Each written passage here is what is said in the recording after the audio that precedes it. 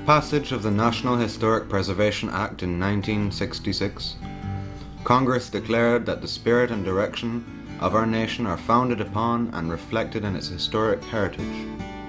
This is a rich heritage, and the tangible remains of this heritage are manifested on the American scene with great diversity and variety. Some we immediately recognize and appreciate, while others lie hidden from view. Their discovery revealing just how interesting is the weave we call the American experience. One such discovery lies beneath this tree canopy in Bartow County, Georgia, the Dobbins mining landscape, where historic manganese mining occurred between 1867 and 1950. The raw material for America's early industrial might once lay within this massive excavated opening. Manganese, a mineral essential as an alloy for steel production, occurred naturally here on the eastern slope of Dobbins Mountain, and was one of the important minerals that created the rich mining legacy of North Georgia. What now resembles a tranquil sanctuary was once the center of a vast mining operation known as Dobbins Mine, the oldest and most productive manganese mine in Georgia. Manganese mining became extremely important after a process to make steel using manganese was discovered in 1860. Dobbins Mine was the most important manganese mine in Georgia, and the one that was first operated. The Dobbins Mine is one of the few mines in the United States that were producing manganese in 1867.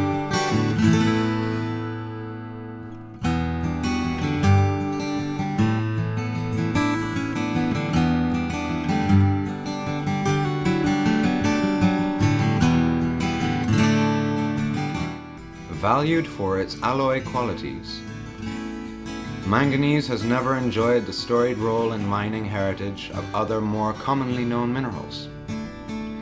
But its unique ability to strengthen steel and make it more workable made it a commodity in great demand for the instrumental use in arming America's World War I doughboys as they left for the killing fields in Europe, which required stronger steel helmets made possible by manganese. Following a lull in mining activity in the early 1900s, the Republic Iron and Steel Company leased Dobbins Mine in 1916 and renewed mining activity there. Dobbins Mine produced the most manganese ore shipped from Georgia to Birmingham for the use in its blast furnaces and steel mills. Over the following years, several businessmen helped make manganese mining the most important mining industry in the Cartersville area. One figure, however, stands out for his commitment to the future of mining and industrial growth in North Georgia: Arthur O. Granger. Under the leadership of Arthur O. Granger, the Etowah Company did a considerable amount of development work at the Dobbins Mine, extending one shaft to a total depth of 210 feet. It hauled the ore over the 4-mile railroad the company built in 1890 to connect the Dobbins Mine with the company's large manganese processing mill on the Etowah River. Prior to his involvement with the Dobbins Mine, Granger played a prominent role in the Civil War, participating in Sherman's Savannah campaign, better known as the March to the Sea. Leaving Atlanta, deep within the enemy territory, Sherman's March to the Sea redefined domestic warfare and helped break the will of the South to continue. Granger was first attached to General Sherman in Bartow County in 1864. That year, before the March to the Sea, Sherman's troops destroyed Cartersville's ironworks. After reaching Savannah, Granger became confidential clerk to General Sherman and was present at the surrender of General Johnston and his troops on April 18, 1865. Following the Civil War, Granger was a principal player in the resurgence of industry in Bartow County. 25 years after Sherman's troops destroyed the industrial features of Cartersville, Granger and his colleagues acquired those same mining lands. Today one can appreciate the enormous scope of mining activity in this location. In 1918, an observer noted that this cut was several hundred feet long, 100 feet wide in places, and almost 100 feet deep. Describing the extraction process, he noted the use of a steam shovel in the cut. Further, wooden side dump cars run by gravity on steel rails to both dump and bullpen a few hundred feet away. A steam hoist hauls the cars up the incline from the working put in the bottom of the cut. The extracted ore was then washed, with the residue going into a tailings pond, and the cleaned ore was then shipped for sale and use in iron and steel production. The tailings pond was formed from the residue of the manganese ore washing operation.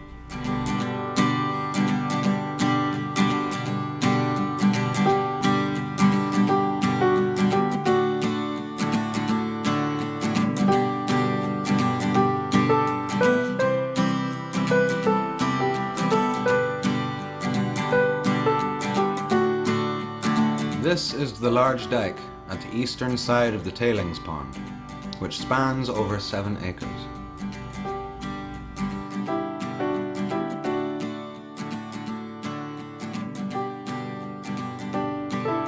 The dike alone is over half an acre in size.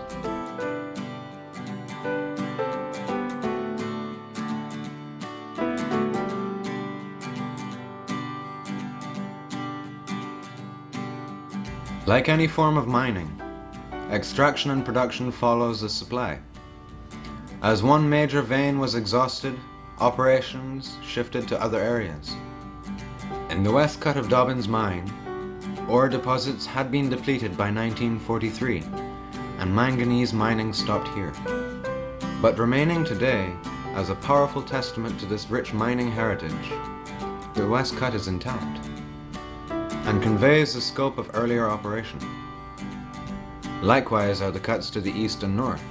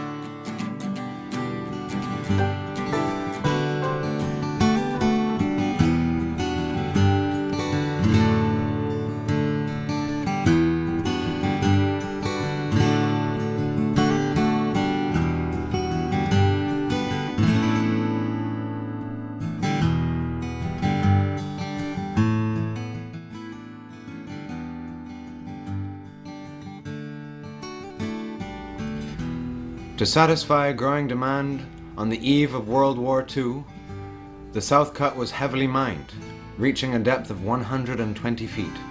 The production demands of World War II created a voracious appetite for manganese, and its supply gained strategic importance in America's efforts to arm the Allied forces. Reflecting this importance, the National Bureau of Mines issued a report in 1942, highlighting the importance of Dobbins Mine, calling it the oldest manganese mine in Georgia, and one of the oldest mines in the United States still producing manganese ore. The Dobbins Mine is one of only a few mines in the United States that were producing manganese in 1867, the first year in which any systematic attempt was made to work American manganese ore.